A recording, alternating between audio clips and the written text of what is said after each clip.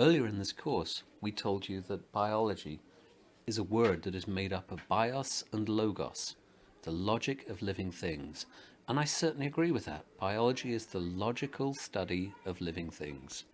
More recently in the course, we introduced you to Dr. Armin Krishnan's description of 6 characteristics for an academic discipline. And again, I can identify these parts from my biology. The central object of research is something called the central dogma of molecular biology, fundamental biochemistry. The body of accumulated specialist knowledge is thousands or tens of thousands of academic publications. Theories and concepts include Darwin's theory of natural selection and the neutral theory of molecular evolution. Specific technical language goes on, but words like codon, Monte Carlo simulation, silent mutation, and so on. Specific research methods for me would include statistics and the scientific method. And just a couple of examples of institutional manifestation are the Journal of Molecular Evolution and the National Center for Biotechnology Information. But describing biology to you in these terms feels a little bit like naming the parts of an insect as the way to understand the beetle that you're looking at. Nothing about it is inaccurate, and in some senses it helps you learn something, but it doesn't really convey much about what the beetle is, I think. There are many, many ways to appreciate and learn about living things. Every day I walk my dog in Patapsco State Park, and I learn things by watching what I see around me.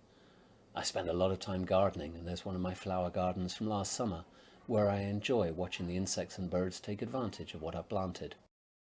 So let me try a different way of telling you about my biology, a largely historical account of how I've grown into it. I grew up in the 1970s with one older brother, and we were in a family with a lot of love but not much money.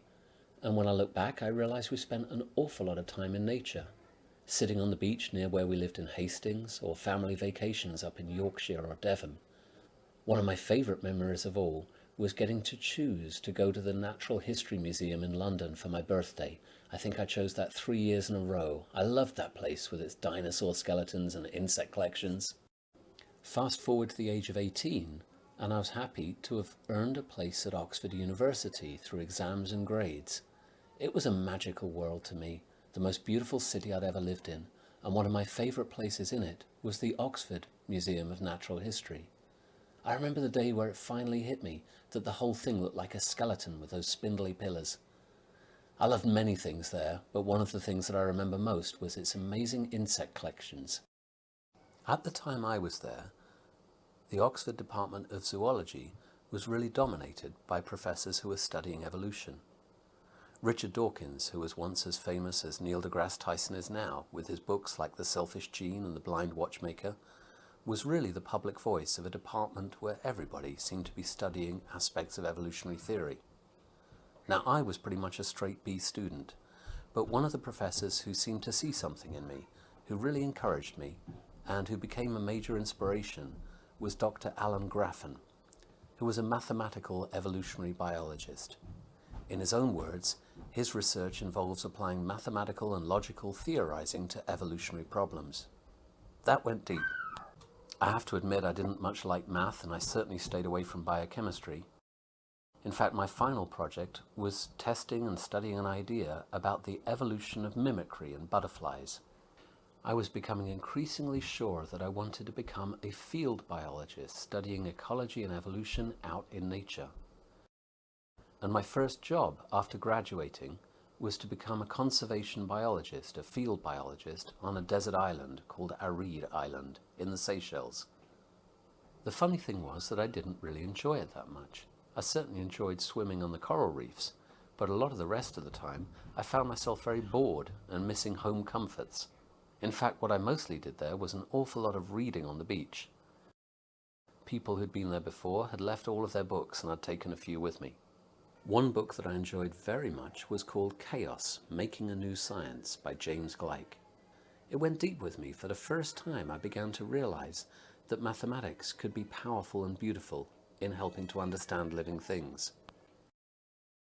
When I got home, I enrolled in a master's program at the University of York.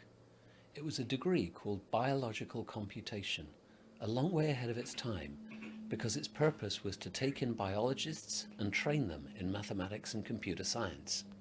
So there at York, I began to learn some of the things I'd avoided as an undergraduate: programming languages, mathematical models, statistics, and for my final project there, I built and tested a mathematical model of the relationship between predator and prey in lynx and snowshoe hares in Canada.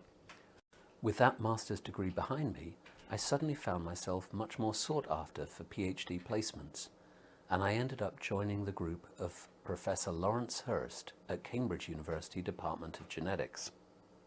We were still oddballs in a department where most people were doing what we call wet lab science, studying genes and sequencing them. This was the time of the Human Genome Project. But we worked on theoretical and mathematical models, and it was here that I finally learned the other stuff that I'd been avoiding so hard as an undergraduate, namely the biochemistry and molecular basis behind life. In particular, I started work on a project to try to understand the genetic code shared in common by all living things.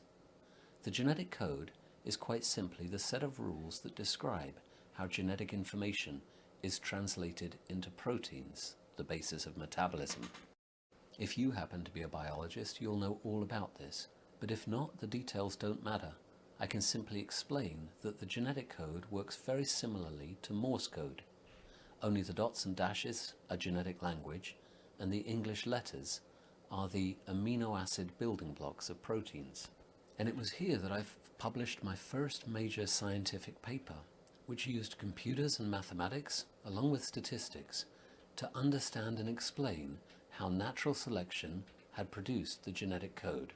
For about another 10 years, I carried on that research and developed new, deeper ways of understanding that primary finding.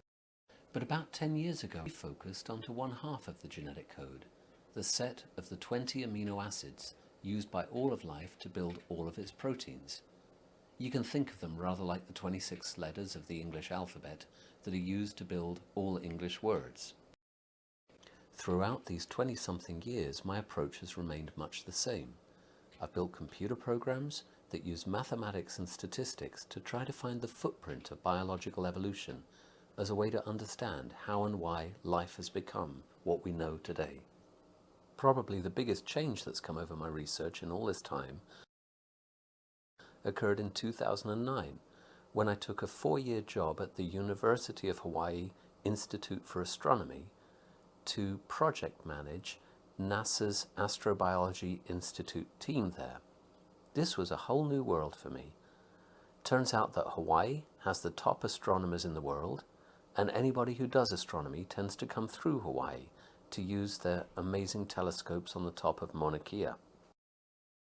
By interacting with these astronomers over time, I came to understand a little bit of a whole new world that had set out to explain how the universe had come to be.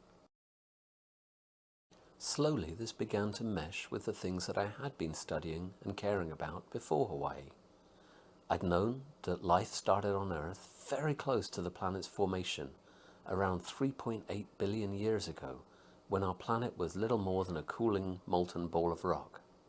I knew that recent evidence had begun to suggest that the genetic code and the amino acid alphabet had all gotten set into place very close to that beginning of life on Earth. Now I was starting to learn that the very chemical basis of life reflected the most common, abundant chemical elements in the universe, for laws of physics and the ways in which these atoms are created in stars.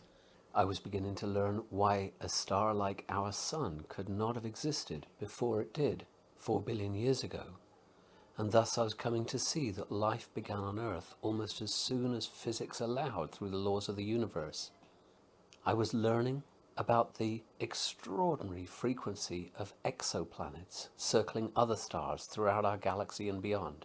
And I was coming to learn from those who studied meteorites how complicated organic molecules, including amino acids, literally rain down on the surface of every planet as far as we can tell.